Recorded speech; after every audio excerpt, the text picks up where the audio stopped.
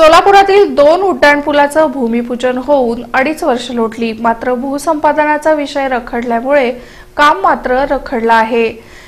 त्याचा दुहेरी फटका बसला असून रहदारीचा प्रश्न मात्र तसाच राहिला आहे। कामाच्या खर्चात मात्र वाढ झाली।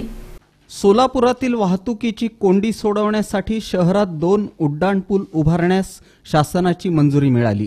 दिनांक 26 मार्च 2016 रोजी उड्डाणपुलासह इतर रस्त्यांच्या कामाचं भूमिपूजन केंद्रीय वाहतूक आणि रस्ते विकास मंत्री नितीन गडकरी यांच्या हस्ते तसंच मुख्यमंत्री देवेंद्र फडणवीस यांच्या प्रमुख उपस्थितीत करण्यात आलं होतं।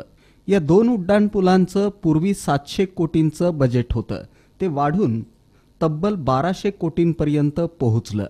त्यामुळे भूसंपादनासाठी लागणारा 299 कोटी रुपयांचा निधी शासनानं द्यावा असं पत्र महापालिकेनं शासनाकडे पाठवलं आहे। या उड्डाणपुलांच्या प्रकल्पाचं नगरविकास विभागाच्या मुख्य सचिव मनीषा म्हैसकर यांच्या समोर नुकतंच महापालिका आयुक्त डॉक्टर अविनाश ढाकणे आणि नगररचना विभागाचे सहसंचालक लक्ष्मण चलवादी यांच्या उपस्थितीत सादरीकरण झालं। उड्डाणपूल उभारणीला बाधित मिळकतदारांपैकी 229 जणांनी विरोध केला आहे। फक्त 37 जणांनी संमती दिली असून 42 जणांनी जादा मोबदला मागितला आहे। त्यामुळे या कामाचा वेग मंदावणार हे ठरलेलंच होतं।